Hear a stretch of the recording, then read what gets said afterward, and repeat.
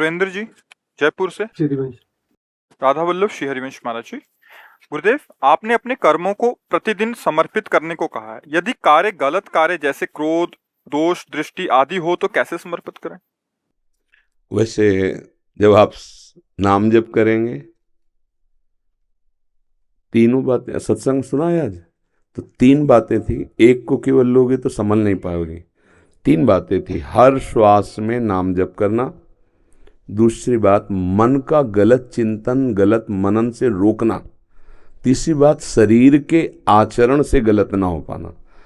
जब हमारे कोई गंदे आचरण होते हैं, उसके पहले प्लानिंग मन बना लेता है। ध्यान देना, पहले कुछ भी करने के पहले मन प्लान करता है, मन संकल्प बनाता है। शास्त्रीय भाषा में जिसे संकल्प कहते हैं, लौकिक भाषा में उसे प्लान कहते हैं। वो प्लान बनाता है, आज यहाँ चलेंगे, ऐसा करेंगे, ऐसा करेंगे, और ऐसा पहले भोगा था, उसमें ऐसा सुख मिला था, अब की बार ऐसा करेंगे, ऐसा करेंगे। उस समय आपने छूट क्यों दी? मन को प्लान बनाने में रोका क्यों नहीं? अब वो अपने प्लान में सफल हो गया तो अब आपसे वो क्रिया करा के रहेगा। मन तो चूक हो जाएगी हमसे, गलती हो जाएगी हमसे, तभी हम काम, क्रोध, लोभ आदि की लीलाओं में फंसेंगे। नहीं तो हमारा सिद्धांत हर श्वास नाम जप। और मन जब गलत चिंतन, बहुत ध्यान से सत्संग में सुना, जब जब ये चिंतन करके आपको फंसाना चाहे, तब तब नाम के द्वारा उसे काटिए। जैसे लोहे से लोहा कटता है, ऐसे चिंतन से चिंतन को काटते हैं।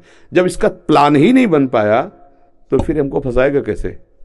इसका प्लान न बनने पावे, संकल्प न बनाने पावे, तो अब हम काम से अगर बच गए तो क्रोध आएगा ही नहीं। कामा संजयते क्रोधा, क्रोधा स्मृति विभ्रमा, स्मृति भ्रंशात बुद्धिनाशो, बुद्धिनाशात प्रणश्यति। काम से ही क्रोध का प्रादुर्भाव, क्रोध ही स्मृति को नष्ट करता है, स्मृति ही बुद्धि भ्रष्ट हो जाती, बुद्धि भ्रष्ट होना सर्वनाश माना जाता है।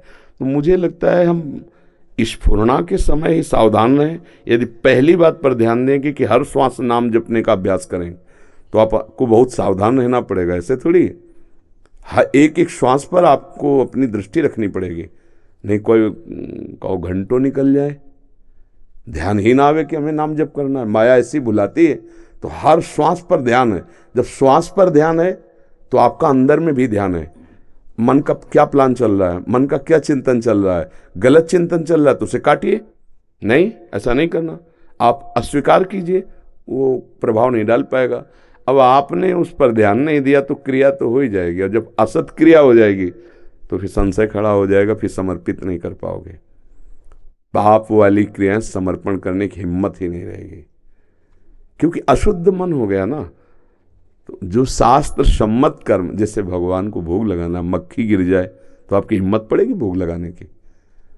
ऐसे ही अगर गंदा आचरण, तो आपकी हिम्मत ही नहीं पड़ सकती कि भगवान को हम कृष्णार्पणम मस्तु कैसे कर सकते हो?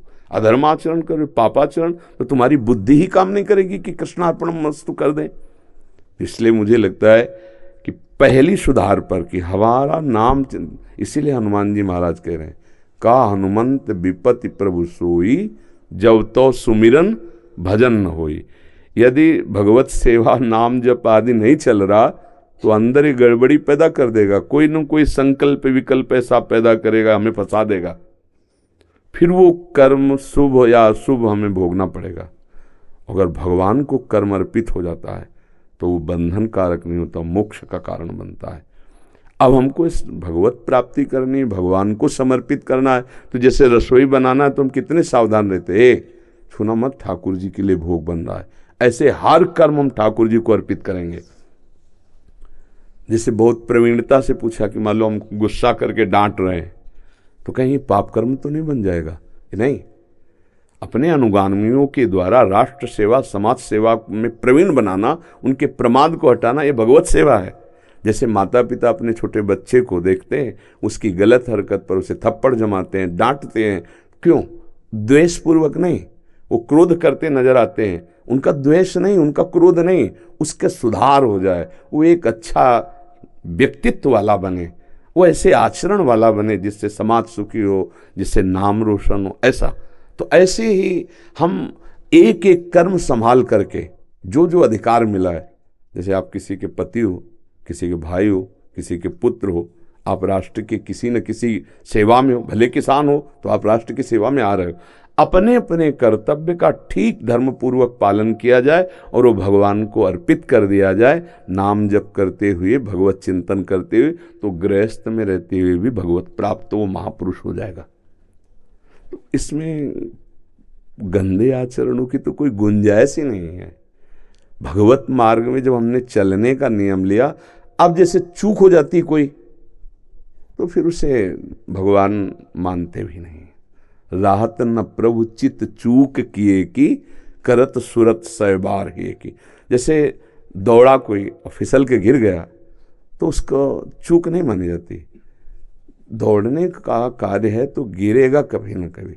अब वो चलते चलते दौड़ते दौड़ते इतना अच्छा दौड़ाक बन गया, वो फिर नहीं कभी गिरा। पर प्रारंभ में तो गिर सकता है, क्योंकि फिसलन वाला मार्ग है। जैसे रोड में दौड़े तो बच सकता है, लेकिन काई में दौड़ना, ये माया काई है, और बहुत जन्म से हम फिसलते ही चले आए इसमें। तो हो सकता है अब शुरू करो आप ये अनुष्ठान और आपसे कोई त्रुटि हो जाए तो भगवान से क्षमा मांगी जाती, प्रभु मेरे से गलती हो गई, तो वो क्षमा हो जाएगा। क्योंकि भगवान अंदर की बात जान रहे कि वो मेरी तरफ चलना चाहता है, पर फिसल गया, चूक हो गई। तो जन अवगुण प्रभु मान न काऊ, दीन बंधु अति मृदुल स्वभाव। पर अगर हम इसकी स्वीकृति कर देते हैं कि पाप कर्म भगवान को समर्पित, तो भगवान को जो समर्पित होता है वो अनंत गुना हो जाता है। अगर पाप जमा किया तो अनंत गुना भोगना पड़ेगा। पाप कर्म तो कैसे, पाप कर्म ना हो, अगर हो गए तो प्रभु से उसी समय हम क्षमा याचना करके भस्म करवा देते हैं।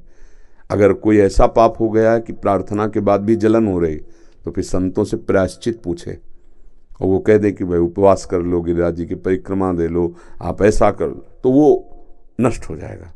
अगर प्रार्थना करने के बाद भी हृदय में जलन बनी रहे तो जानना वो पाप नष्ट नहीं हुआ, प्रायश्चित करना पड़ेगा। तो किसी संत महापुरुष से पूछ ले कि हमारे द्वारा गलती हो गई, उसका प्रायश्चित क्या। अगर वो कह दे कोई प्रायश्चित नहीं, ठीक है, खत्म हो गया, उनके वचन प्रमाण माने जाएंगे, भगवान के दास हैं, संत जन भगवत स्वरूप हैं। या वो कि भाई 2 दिन उपवास करो ठीक हो जाए, तो कर लेना चाहिए 2 दिन उपवास। पर पाप कर्म भगवान को कैसे समर्पित कर सकते हो, गंदी चीज भगवान को कैसे भोग लगा सकते हो। इसलिए क्योंकि जो भगवान को भोग लगाएंगे वो हम प्रसाद में हम ही पाएंगे। पाप कर्म का तो फिर दंड होता है, तो इसलिए हम उसका प्रायश्चित कर लें, उसे अर्पित न करें। अच्छे कर्म भगवान को अर्पित करते जाएं। फिर आगे चलकर एक स्थिति आ जाती है कि बुरा हो ही नहीं सकता उसके द्वारा, क्योंकि भगवान का भक्त भूल ही न दें कुमारक पाऊं, उससे गंदे आचरण होंगे ही नहीं। पर प्रारंभ में हो सकते हैं, क्योंकि पूर्वाभ्यास है, इसलिए गलती हो सकती है, तो उसका प्रायश्चित कर ले, भगवान से प्रार्थना कर ले। पर पापाचरण भगवान को समर्पित नहीं किए जाते, भगवान से प्रार्थना करके नष्ट करा लिए जाते हैं। नाम जप कीर्तन जो संत जन प्रायश्चित बतावें उसके द्वारा। अनंत शर्मा जी योधपुर से। गुरुदेव भगवान आपके चरणों में दंडवत प्रणाम। गुरुदेव भगवान, पंचभूत एवं पंच तन्मात्राओं में क्या भेद है? पंचभूत है आकाश, वायु, अग्नि, जल, पृथ्वी। इनकी पहचान इनके गुणों से होती। जैसे इसे शब्द हुआ ना, आकाश तत्व यहाँ भी है, आकाश का शब्द है, वायु का स्पर्श है, अग्नि का रूप है, जल का रस है, पृथ्वी का गंध है। ये तन्मात्राएं हैं। इन्हीं 5 शब्द स्पर्श रूप रस गंध में संपूर्ण सृष्टि के भोग हैं। और ये जितने भी शरीर हैं ये सब पंचभूतों के द्वारा बने हुए हैं। तो यही भूत उन्हीं पंच तन्मात्राओं का 5 ज्ञानेंद्रियों मन के साथ भोग करते हुए फंस गए, और उनका भोक्ता भाव मेरे अंदर आ गया। मना कष्टान इंद्रियाणि प्रकृति स्थान कर सती। इन 5 से प्रपंच से बच जाए तो भगवत स्वरूप को प्राप्त हो जाए। शब्द स्पर्श रूप रस गंध ये तन्मात्राएं, और ये जो 5 भूत हैं उनसे बना हुआ ये शरीर है। और इन पंच तन्मात्राओं को भोगने की ज्ञान शक्ति ज्ञानेंद्रियों में है। जैसे स्पर्श तो त्वगेंद्री, गरम ठंडा कोमल अच्छा रूखा जैसा ये अनुभव कराएगी त्वगेंद्री। रूप तो नेत्रेंद्री, शब्द तो श्रवणेंद्री, रस तो रसेंद्री, गंध तो घ्राणेंद्री। 5 ज्ञानेंद्रियों को लेकर मन कर्मेंद्रियों के साथ शब्द स्पर्श रूप रस गंध का भोक्ता, और जो जीवात्मा वो इसका भोक्ता बन बैठा। मैं ये देख रहा हूँ, मैं सुन रहा हूँ, मैं भोग रहा हूँ, मैं कर रहा हूँ। यही जन्म बंधन, यही मरण बंधन, बार बार इसी से वापस हटने के लिए ये भगवत आराधना है, ये भगवत मार्ग है। नाम जप करें, अपने शरीर को भगवद अर्पित करें। क्या?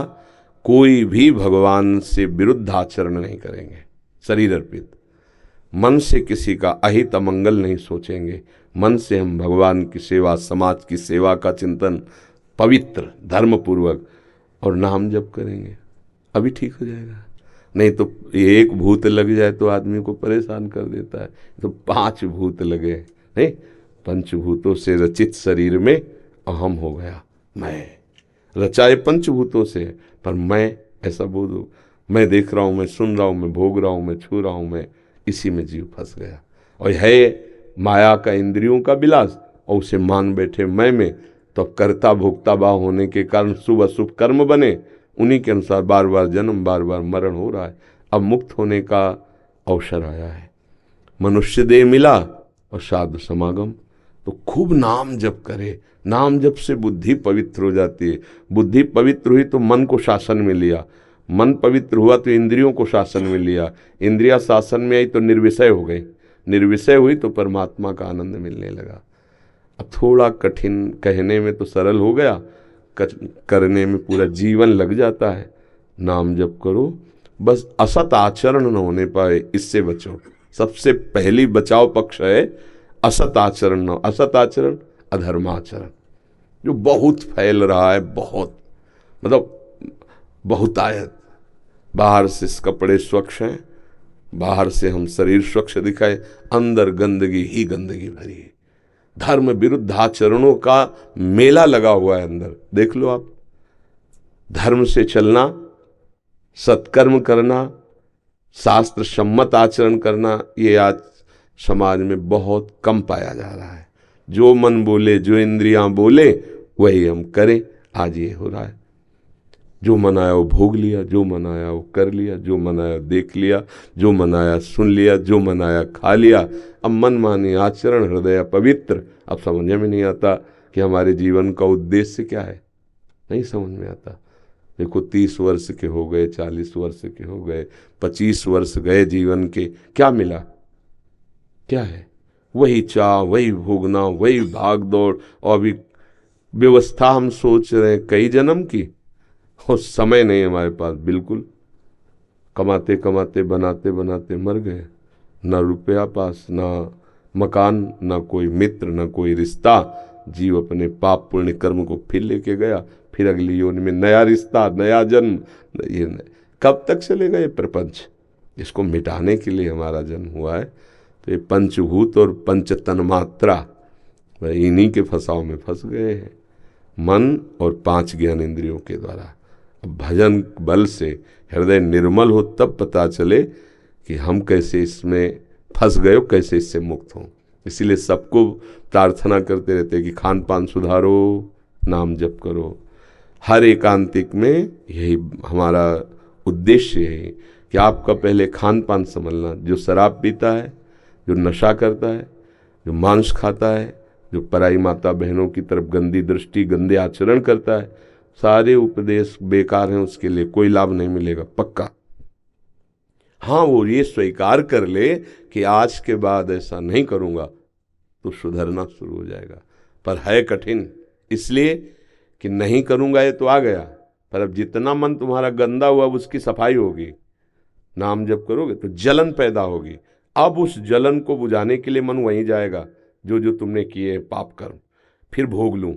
अगर रोक लिए तो मन निर्मल हो गया, अगर फिर चले गए तो उपदेश भूल जाओगे, वो वहीं फंसा देगा कि यार क्या चक्कर में पड़ गए, सब खान पान छूट गया, अब मित्र छूट गए, और जलन ऊपर से हो रही, क्योंकि वो मन को साफ करेगा ना, नाम जप अच्छे आचरण। और अगर उस जलन को सह गए, निकल गए, माया से निकल गए, एक आनंद में जीवन हो जाएगा।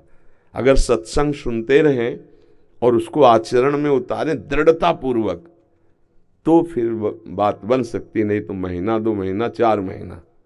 बहुत विचित्र माया है, बड़े बड़ों को घसीट करके गिरा दे। ज्ञानिनाम अपि चेतांश देवी भगवती हिसा बलादा कृष्ण मोहाय महामाया प्रेक्षति। नाम जब चल रहा हो, संतों की बात मान ली तो फिर निकल जाओगे। धोखा वहीं खाना है जहां मनमानी करेंगे। तुम्हें कोई परास्त नहीं कर सकता यदि आज्ञा पे चल गए, शास्त्र आज्ञा, गुरु आज्ञा, तो फिर कोई परास्त नहीं कर सकता।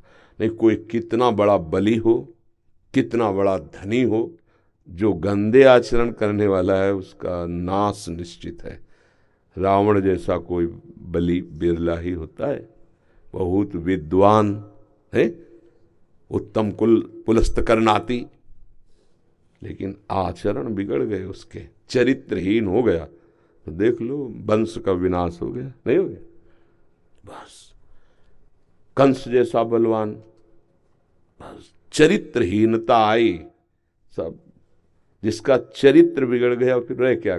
आज अपने चरित्र पर ध्यान नहीं दिया जाता। देखो ना, हम लोग धन पर ध्यान देते हैं, कैसे सुख मिले ये ध्यान देते हैं, पर जिससे सुख मिलता है वो मूल चरित्र तो हम खो देते हैं। चरित्रवान ही सुखी होता है, धर्मात्मा पुरुष ही विजयी होता है माया से। हमें लगता है कि हम ठीक से चलें, मानव देह मुक्त होने के लिए मिला है, बंधन के लिए नहीं। मानव देह सुखी होने के लिए मिला है, दुख के लिए नहीं। इसलिए नाम जप करें, अच्छे आचरण करें। संजय गुप्ता जी दिल्ली से। राधा। गुरुदेव भगवान, आपके चरणों में दंडवत प्रणाम। गुरुदेव, मैंने एक नियम लिया था कि निश्चित संख्या में रोजाना पंचाक्षरी मंत्र का जाप करूंगा। मंत्र जाप के दौरान कभी कभी ऐसा लगता है कि पर ये गुरु प्रदत्त है, गुरुदेव ने दिया है। प्रभु जी, गुरुदेव ने तो दिया नहीं, लेकिन गुरु की तलाश भी की लेकिन मिल नहीं पाए। देखो कोई भी मंत्र, देखो मंत्र जो है वो तभी सिद्ध होता है जब गुरु के श्रीमुख से मिलता है। नाम जप सब करो, नाम जप से गुरुदेव की प्राप्ति होती है। गुरुदेव जब नाम और मंत्र देते हैं उससे बहुत जल्दी लाभ प्राप्त होता है। ये शास्त्रीय सिद्धांत है। गुरुमुख का कुछ अलग रंग होता है और मनमुख का अलग रंग होता है।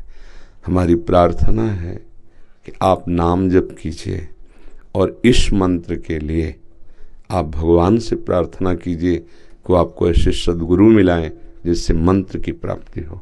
अभी नाम जप कीजिए।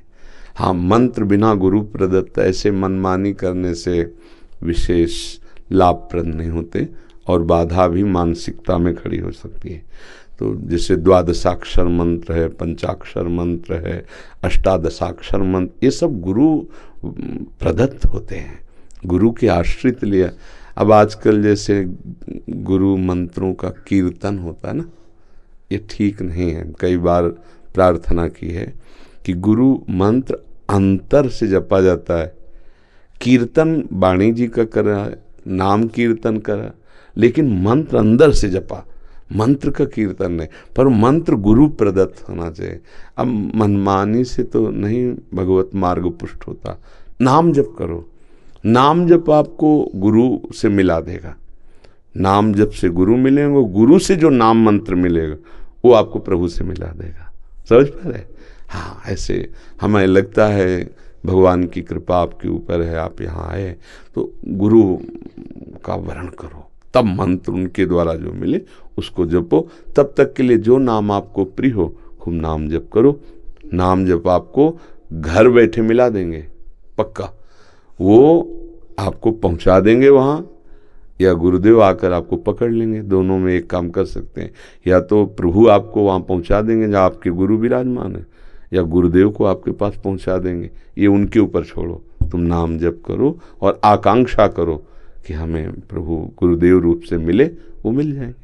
ठीक है, इसी शंका निवारण के लिए मैं आया था गुरुदेव भगवान।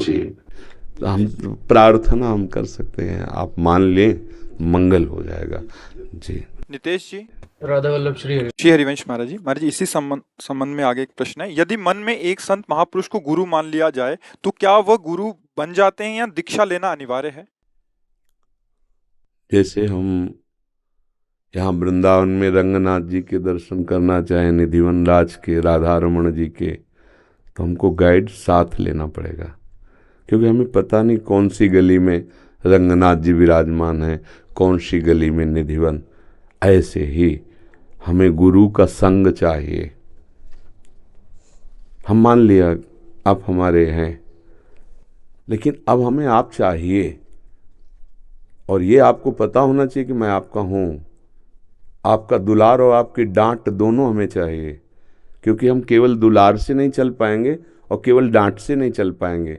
जहाँ डांट की ज़रूरत है वहाँ डांट चाहिए, और जहाँ दुलार की ज़रूरत है वहाँ दुलार। भैया, गुरु का आश्रय लेना अनिवार्य है, क्योंकि हमने तो मान लो छवि रख लें हम, लेकिन छवि डांटेगी क्या? छवि तो नहीं डांटेगी। जो हमारा मन आवश्यकिया प्रगट में गुरु चाहिए। इसीलिए आचार्य परंपरा है, इसीलिए गुरु परंपरा है, इसीलिए जो शास्त्र सिद्धांत बने हुए, क्योंकि हमारे मन को कोई अंकुश देने वाला चाहिए, डर चाहिए। मन मतवाला हाथी है, मतवाले हाथी को वश में करने के लिए इतना बड़ा ही अंकुश होता है, लेकिन घुटने पे आ जाता है। ऐसे ही मेरे मन मतवाले हाथी की तरह है, किसी की बात न मान के तोड़ता जा रहा है। तो मुझे गुरु का अंकुश चाहिए, गुरु वाणी रूपी अंकुश चाहिए। ऐसे चलो, ऐसे चलो, गलत हो, तुम्हारे लिए ये दंड विधान लागू हो जाएगा, तुम ऐसे ऐसे, तब ये मार्ग ऐसे चला जाता है। अब हम मान लिया कि आप हमारे गुरु हैं, लेकिन आपका सानिध्य नहीं, आपके आदेशों का पालन नहीं, तो केवल इतने मात्र से काम तो बन नहीं जाएगा ना। गुरु पद तो बहुत बड़ा है। एक मित्र मान लो कि हमारे दोस्त हैं, अब मैं इनकी आज्ञा के अनुसार चलूंगा, काम हो जाएगा। जो आज्ञा हो, जो नाम हो, जो उपदेश हो, उसको मान लो, हो गया। सच्चे मित्र तो गुरुदेव ही हैं। हमें और किसी को दोस्त बनाने की जरूरत नहीं। हमारे गुरुदेव ही, गुरुवाणी ही हमारा जीवन है, हमारे मित्र हैं। अब केवल ऐसे करके मनमानी चले तो मुझे लगता है फिर लाभ कैसे मिल पाएगा? हमें कैसे पता चलेगा कि हम सही चल रहे हैं कि गलत चल रहे हैं? हमें कैसा पता चलेगा कि कहाँ चलना है और ये चलना कैसे है? ये सब गुरु कृपा से प्राप्त होता है। आपको कोई संशय इस बात पर? महाराज जी, संशय भी आपने उनके प्रश्न में दूर कर दिया कि गुरु की प्राप्ति कैसे हो, वो नाम जब से होगी जी, तो वो मैं करूंगा। और बाकी जी, आप बहुत सौभाग्यशाली हैं जो इस नवीन अवस्था में आप सतमार्ग की खोज कर रहे हैं। भगवान आपका मार्ग प्रशस्त करें, प्रकाशित करें, आप आगे बढ़िए। हाँ, नाम जप करते रहिए। हाँ, ये जरूर हमारी तरफ से अभी से प्रार्थना है कि गलत आचरणों की तरफ कदम ना बढ़ने पावे। जो सब कोई जानता है क्या गलत है, सबके हृदय में भगवान बैठे, वो सबको बता देते हैं कि ये गलत है, आप मत करो। तो जो गलत है वो आचरण यदि बंद कर दोगे और नाम जप करोगे तो गुरु का सानिध्य अनुभव में आने लगेगा। खुद आप देखना, गुरुदेव भगवान आपके घट में भी विराजमान है, अंदर भी बैठे हुए हैं, इस घट में भी है, इस घट में भी है, इस घट में, वो घट घट में बैठे हुए गुरुदेव। कोई जगह ऐसी नहीं जहाँ गुरुदेव ना हो, पर उसको जानने के लिए हमें प्रक्रिया की जरूरत होती। जैसे कई बार बताया है कि दूध में घी है, लेकिन दूध में हम पूड़ी नहीं निकाल सकते। घी तो है पर निकाल नहीं सकते। उसकी एक प्रक्रिया है, उसको औंटे, गरम करें, दही जमाएं, मथें, मक्खन निकालें, फिर गरम करें, अब घी बन गया, अब पूड़ी निकाल लो। ऐसे ही गुरुदेव सर्वत्र हैं, पर हम उनका अनुभव नहीं कर सकते। जैसे दूध में सर्वत्र घी है, उसके लिए प्रक्रिया है, ऐसे ही भजन प्रक्रिया है। जो गुरु वाणी, जो गुरुदेव आदेश करते हैं, जब प्रगट में गुरु के आदेश से हम चलते हैं तो कण कण में, घट घट में विराजमान ये अनुभव हो जाता है। जब ये अनुभव हो जाता है तो जो गुरु वही शिष्य, अब दो नहीं रह जाते, एक रह जाता है। वही गुरु प्राण बन गए, मन बन गए, बुद्धि बन गए, चित्त बन गए। देखने को केवल शिष्य दिखाई देता है, वस्तुतः आप गुरुदेव ही बैठे हुए हैं उसके हृदय में, गुरु ही विराजमान है। शिष्य और गुरु कहने को है, एक हो गया। वो सच्चा शिष्य गुरु स्वरूप हो जाता है जो उनकी आज्ञा पे चलता है। महाराज जी इसी संदर्भ में एक और प्रश्न था। ये तो दीक्षा नहीं ली तब की बात है, जिन्होंने शरणागति ले ली है और गुरु बना लिया हुआ है, आपने कल या परसों के सत्संग में बोला था कि गुरु की कुछ ऐसी वस्तु होनी, जैसे उनकी सॉक्स आदि या उनका कपड़ा पहना हुआ कपड़ा प्रसादी। तो महाराज जी अभी काफी जने आ रहे हैं कि गुरुदेव का, महाराज जी आप तो सॉक्स डालते भी नहीं है और एक ही डाले हैं, 1 साल हो गया महाराज जी। हाँ, हमारा जो मंत्र है, उपदेश है, नाम है, आचरणों का, सिद्धांतों का जो वर्णन है, इससे बढ़कर भी कुछ प्रसाद होता है क्या? अगर भाव से हम देखते हैं तो हमें गुरुदेव वस्त्र या कुछ भी तो हम जैसे, पर गुरुदेव के अगर हम वचनों की अवहेलना करें, उनके द्वारा दिए हुए नाम मंत्र पर महत्व न करें, तो मुझे लगता है कि इन सब बाहरी प्रसादी से अंदर की गंदगी पर कोई प्रभाव नहीं पड़ेगा। जो गुरु प्रदत्त मंत्र है, नाम है, ये सबसे बड़ा उच्छिष्ट है। अगर कभी ऐसी भावना आती है कि मैं गुरु जी की कुछ प्रसादी रख लूं, तो गुरु जी के चरण जहाँ पड़े वहाँ की रज लेके अपने पास रख ले, इससे बड़ी और प्रसादी। गुरु चरण रज का बहुत महत्व है, तो वो ले ले। हमें लगता है इससे काम तो नहीं बनेगा। भाव किया जाता है, भाव तो है कि आप जैसे प्रसादी वस्त्र वो सब भगवत स्वरूप है, पर ये अंतर की गुफा में जो यहाँ अंधकार है माया का, अज्ञान का, वो गुरु वचन से नष्ट होता है। बस ध्यान रखना जाए, गुरु वचन अज्ञान तिमिरांधस्य ज्ञानांजन शलाकया चक्षुरुन्मीलितमेन तस्मै श्री गुरुवे नमः। बंदो गुरुपद कंज कृपा सिंधु नर रूप हरि महामोहतम पुंज जासु बचन रवि कर्णिकर। जिनके वचन सूर्य के समान हृदय में प्रकाशित हो गए और अज्ञान अंधकार नष्ट हो गया, बात बन गई। अगर मानो गुरुदेव दिगंबर हैं, ऐसे भी तो संत हैं जो अब वो क्या प्रसादी दे? दिगंबर है तो क्या प्रसादी दे? मतलब अंबर धारण, अंबर माने वस्त्र होता है, अंबर धारण किए हुए तो ठीक है। अगर वो दिशाएं ही जिनके अंबर है, कोई वस्त्र ही नहीं धारण, अब गुरुदेव की क्या प्रसादी मिले? तो इसलिए हमें लगता है प्रधान बात ध्यान देनी चाहिए, गुरुदेव के उपदेश, आज्ञा और चरण रज। वृंदावन में जहाँ से भी रज ले लो, बहुत बड़ी महिमाशाली रज है। इसमें बड़े बड़े महापुरुषों के आंसू भींगे, इसमें बड़े बड़े महापुरुषों के चरण पड़े, और प्रिया प्रीतम के भी उनका निज महल है। तो थोड़ी वृंदावन की रज सिराने रख ले तो सब गुरुदेव का वैभव जमा हो गया, क्योंकि गुरुदेव भी आराधना इसी रज की करते हैं। खूब भजन करो, जो नाम दिया, नाम में मंत्र में अपने चित्त जोड़ लो तो गुरु के समान हो जाओगे। ये बात है। वो बात तो हमने भाव में इसलिए कही थी कि गुरुदेव की प्रसादी पर इतना जोर का महत्व होना चाहिए कि हमारे प्राण प्रिय गुरुदेव, अपने प्यारे की कुछ भी वस्तु हो तो हमारे लिए तो जीवन ही है, उस भाव के लिए। पर हम कह रहे हैं इससे काम बनेगा नहीं। कार्य की पूर्ति होगी, हृदय के अंधकार का नाश। वो चिल्ला चिल्ला के हम कह रहे हैं, जो नाम भगवान का प्रिय हो वो जपो, या जो गुरुदेव ने दिया है वो नाम जपो। नाम में बैठ गया तो बहुत समुद्र से पार हो गया। नाम ही नाम अंदर। हमारा तो हर श्वास, हर जीवन का एक ही रहस्य है, नाम नाम। राधा राधा राधा हम जपते, तुम्हें जो मन आवे, राम कृष्ण हरि वाहेगुरु, जो भी ओंकार, जो भी गुरु प्रदत्त है वो सब हमारे ही परमेश्वर के नाम, और नाम जप से ही परम पद की प्राप्ति होती है। बस इसको पकड़ लो तो यही हमारा जीवन है, यही हमारा प्राण है। मानो हमारे प्राण आपके पास चले गए अगर ऐसा मान ले। क्यों? बाहरी तो कहाँ तक ऐसा होगा?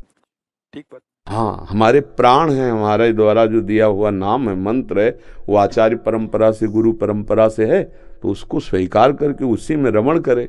और कभी ऐसा संयोग बन जाए, कुछ मिल जाए, वो तो बात अलग है। लेकिन ऐसे प्राय हम ये कहते हैं जो महापुरुष दिगंबर है, फिर उनकी क्या प्रसादी मिलेगी? कभी किसी को ऐसा भाव बढ़े, जैसे लकड़ी की पादुका ले आवे और अपने गुरु के चरणों से स्पर्श करा ले और उसको विराजमान कर ले, तो प्रसादी भी हो गई। ऐसा कर सकते हैं, किसी का भाव बने से तो ऐसा कर सकते हैं। आओ जी आओ, वाहेगुरु का खालसा, वाहेगुरु जी की फतेह। मेरे गुरुवाणी जी, हाँ जी महाराज, ये गुरु अर्जन देव जी की वाणी की। बहुत बहुत अहोभार। पहले मारते चले। आहा, हम मैले तू ऊजल करते, हम निर्गुण तू दाता, हम मूर्ख तुम चतुर सियाणे, तू सर्व कला का ज्ञाता। माधो हम ऐसे तू ऐसा, हम पापी तुम पाप खंडन, नीको ठाकुर देसा। रहाओ तुम सब साजे साज निवाजे, जियो पिंड दे प्राणा। निर्गुनियारे गुण नहीं कोई, तुम दान देहो मेहरबाना। तुम करहो भला, हम भलो न जानह, तुम सदा सदा दयाला। तुम सुखदाई पुरख विधाते, तुम राखो अपने बाला। तुम निधान अटल सुल्तान, जिय जंत सब जाचे। कहो नानक हम ऐसे हवाला, लाख संतन के पाछे। जय हो गुरुवारी जी की जय।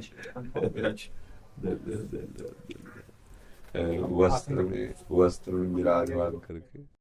प्रेम सिंह जी अयोध्या जी से। जय श्री कृष्णा महाराज जी, प्राण प्रतिष्ठा के उपरांत श्री राम जी की जो प्रतिमा स्थापित हुई थी वो दिव्य और सजीव हो गई। ये सजीवता का कारण क्या है? देखो, एक तो हमारे शास्त्रों में मंत्रों में बड़ी सामर्थ्य है। जब मंत्रों का ज्ञाता उस श्री विग्रह में भगवान का आवाहन वेद मंत्रों से, वेद किसी के द्वारा रचित नहीं है, ये अपौरुषेय है, स्वयं भगवान वेद के रूप में प्रकाशित है। तो जो मंत्र वेदता, त्रिकाल संध्या करने वाला, ब्रह्मणत्व से युक्त, जब ब्रह्म ऋषि आवाहन करता है मंत्र से, तो भगवान जो सर्वत्र विराजमान है वो वहाँ प्रकाशित हो जाते हैं। हृदय में भगवान सबके विराजमान है ना, पर प्रकाशित तो नहीं है ना। और जहाँ मंत्र जपे आप, तो हृदय में भगवान प्रकट हो जाते हैं, मंत्र का प्रभाव। अब वो विग्रह तो पाषाण का प्रकट में दिखाई दे रहा है, अष्टधातु का प्रकट में दिखाई दे रहा है, या चित्रपट दिखाई दे रहा है। जहाँ भावपूर्वक मंत्रों का उच्चारण किया गया तो भगवान वहीं प्रकट हो गए। मंत्रों में बड़ी सामर्थ्य है। जब जन्मेजय जी को ये पता चला कि हमारे पिता को मारने वाला ये तक्षक सर्प अभी भी जीवित है और पिता हमारे पधार गए, तो धिक्कार हमारे जीवन को, अगर वो जीवित रह जाए तो मैं सर्पेष्ठी यज्ञ करूंगा और उसका आवाहन करके यज्ञ में भस्म करूंगा। तो मैं मंत्रों के प्रभाव की बात बता रहे हैं तो समझ जाओगे। बड़े बड़े ब्रह्म ऋषियों ने मिलकर सर्पेष्ठी यज्ञ की, उसमें सर्पों के नाम लेकर आहुति दी जाती थी। जब ये पता चला तक्षक नाग को, तो देवराज इंद्र उसके मित्र थे, तो देवराज इंद्र के सिंहासन के पावे में लिपट गया हो कि मेरी रक्षा करो। जन्मेजय जी ने कहा कि हजारों फड़ वाले सर्पों को तो भस्म होते हुए मैं मंत्र से देख रहा हूं, जे भी जिस सर्प का नाम लिया जाए स्वाहा, सीधे आके यज्ञ कुंड में भस्म हो जाए। हजारों सर्प, लाखों सर्प, बड़े बड़े विशाल, ये तक्षक क्यों नहीं आया? तो उनका महाराज, तक्षक इसलिए नहीं आ सकता कि देवराज इंद्र के सिंहासन के पावे में लिपटा है। बोले ऐसा मंत्र नहीं कि सिंहासन सहित स्वाहा हो जाए। बोले आप आदेश करो, देवराज इंद्र सहित सिंहासन सहित तक्षक अभी, तो उनका हमारा आदेश है, यजमान का आदेश। मंत्रवेत्ता ब्रह्म ऋषियों ने जे ही मंत्र पढ़ करके, तो देवराज इंद्र तो कूद गए सिंहासन से, पर सिंहासन में लिपटा हुआ तक्षक ऐसे मड़रा रहा था। आस्तिक नाम के जो एक ब्रह्म ऋषि हुए, ये भांजे थे वासुकी नाग के, उन्होंने देखा कि तक्षक चित्कार मार रहा है, तो भांजे थे सर्पों के, वो तत्काल उन्होंने कहा तिष्ठ तिष्ठ, वही रोक दिया। और जन्मेजय जी से कहा कि मैं भिक्षा मांगने आया हूं यज्ञ में, और मांगने वाले को यज्ञ में ना नहीं कहा जाता, ये आहुति मुझे प्रदान कर दो। वैसे यज्ञ बंद हुई। देवराज इंद्र सहित स्वाहा, अगर वो रोक ल देते ल कूद ले जाते उसी में। द्रोणाचार्य जी ने मित्रता की द्रुपद से, तुम्हें मंत्रों की बात, द्रुपद से। द्रुपद जी ने कहा कि जब मैं राजा बनूंगा और कभी आपको आवश्यकता हो तो आप आ जाना, क्योंकि आप ब्राह्मण हैं, ब्रह्म ऋषि हैं, और मैं राजकुमार हूं। दोनों गुरुकुल में पढ़ते थे। बिल्कुल सारांश में बता रहे। द्रुपद राजा बने पांचाल देश के। अब महाराज को जब अश्वस्थामा प्रकट हुए द्रोणाचार्य के, तो आवश्यकता बढ़ी। तो उनको याद आया मेरा मित्र राजा द्रुपद। तो वहां गए द्रोणाचार्य जी और कहा मित्र पहचाने? तो उनका भिक्षुक होकर मेरे को मित्र बोलता है। तो उनका मैं द्रोणाचार्य हूं। बोले हाँ तो क्या हुआ, है तो भिक्षुक ही, तो मुझे मित्र कैसे कह सकता है? बोले गुरुकुल में हमारी आपकी मित्र, वो गुरुकुल था, इस समय मैं राज सिंहासन पर बैठा हूं और तुम बोलो क्या चाहिए, भिक्षा के रूप में ले सकते हो, मित्र कैसे बोल सकते हो? तो उनका नहीं, फिर नहीं, अब मैं तुम्हें दिखाऊंगा कि मैं कैसा भिक्षुक हूं। जब पांडवों और कौरवों को धनुर्विद्या की शिक्षा दी, पारंगत हो गए, तो कहा गुरुदक्षिणा, द्रुपद को परास्त करके बंदी बना के हमारे चरणों में डालो। कौरवों की तो सामर्थ्य नहीं रही, वो परास्त हो गए द्रुपद से। अर्जुन, उन्होंने कहा गुरुदेव ये गुरुदक्षिणा अभी कुछ ही क्षणों में। दिव्यास्त्रों के ज्ञाता और पांचों भाई केवल, कोई सेना नहीं, परास्त करके द्रुपद को बंदी बना के डाल दिया द्रोणाचार्य के चरणों में। द्रोणाचार्य जी ने कहा मित्र, अब स्वीकार करते हो मेरे मित्र, क्योंकि इस समय मैं राजा हूं, तुम परास्त पड़े हो चरणों में। तो हाथ जोड़कर खड़े हो। बोले अभी सर कटवा सकता हूं तुम्हारा, पर नहीं, मैंने तुम्हें मित्र कहा है, जाओ राज्य करो, पर भिक्षुक मत समझो। आज से आधे राज्य का कर हमारे घर भेजवाओगे और राजा तुम बनोगे। द्रुपद को बहुत अंदर क्रोध हुआ, पर स्वीकार कर लिया सब कुछ। अब वो इस बात में खोज रहे थे कोई मंत्रवेत्ता मिले जो द्रोणाचार्य का सर काटने वाला पुत्र पैदा कर सके। तो जब ऐसी बात करते तो ब्रह्म ऋषि जन ना कर देते। दो ऐसे ब्राह्मणत्व से युक्त मिले जिन्होंने तो यज्ञशाला से द्रोणाचार्य जी के वध का संकल्प करके हवन करने से धृष्टद्युम्न पैदा हुआ, द्रौपदी जी पैदा हुई। सुना आपने? मंत्रों में इतने सामर्थ्य है। फिर भगवान, वेद तो स्वयं भगवान का स्वरूप है, और उन मंत्रों का जो उच्चारण करके आवाहन किया जाता है तो निश्चित भगवान उस विग्रह में प्रकाशित हो जाते हैं। मंत्रों में बड़ी सामर्थ्य है। ये लाला बाबू हमारे वृंदावन के महान संत हुए, पहले बहुत बड़े सेठ कलकत्ता के थे। तो उन्होंने श्री मोहन, राधा मोहन चंद्रमा नाम के ठाकुर जी विराजमान किए। तो जब प्राण प्रतिष्ठा हुई तो परीक्षा के लिए मक्खन ऐसे रखा तो पिघल कर बहने लगा, क्योंकि ताप तभी होगा जब प्राण प्रतिष्ठित। ऐसे मंत्र से भगवान, और दूसरा भाव, महापुरुषों का भाव और मंत्र, दो से भगवान जहां चाहो वहां प्रकट कर लो। ते समाज गिरजा में रहेऊ, अवसर पाए बचन एक कहू, हरि व्यापक सर्वत्र समाना, और प्रेम ते प्रकट होए मैं जाना। यदि मंत्र नहीं आता तो प्रेम हो तो भगवान प्रकट हो जाएंगे, नहीं तो मंत्रवेत्ता। अब जैसे प्रेम, प्रेमी जन भगवान की छवि को लिए, विग्रह को, और छाती से लगा लिए, और भाव में तो प्राणों से प्राण, हृदय से भगवान, बिल्कुल प्राण प्रतिष्ठा हो गई। जैसे महाभागवत प्रेमी जन, जैसे मीरा जी, मेरे तो गिरधर गोपाल, तो साक्षात गिरधर। पूज्य राधा बाबा छवि में ठाकुर जी, साक्षात वहाँ प्राण प्रतिष्ठा भी मंत्रों द्वारा नहीं कराई, भाव द्वारा। अब जो मंत्रों में और भाव में भी एक दो भक्तों के, असंख्यों भक्तों के भाव जुड़े हुए है। जो दशरथ नंदन प्रभु राम जी हैं, चाहे जिस भाव के हो, लेकिन जुड़े तो है ना, हमारे ही तो प्रभु है ना। तो सबके भाव और मंत्रवेत्ता महापुरुषों का एक से एक महात्मा आप क्या समझते हो? कौन सा महात्मा किस कोटि का है, आप क्या समझते हो? तो मंत्रवेत्ता ब्रह्म ऋषियों का आवाहन और भक्तों की भावना, तो साक्षात प्रभु का घर है। प्रभु वहां तो थे, वो प्रकाशित हो गए उस विग्रह में। कोई आश्चर्य की बात नहीं। समझ पा रहे आप? हाँ, भाव से खंभे में किया तो नरसिंह प्रकट हो गए। मंत्र का उच्चारण भी नहीं किया, दो ही भाव हमने बताए, एक मंत्र एक भाव। तो लाखों भक्तों के भाव पहले ही वहां विराजमान है। फिर मंत्रवेत्ताओं, ऐसा नहीं कि न मंत्रवेत्ता रह गए न ब्रह्म ऋषि रह गए ना, ऐसा नहीं, सब है।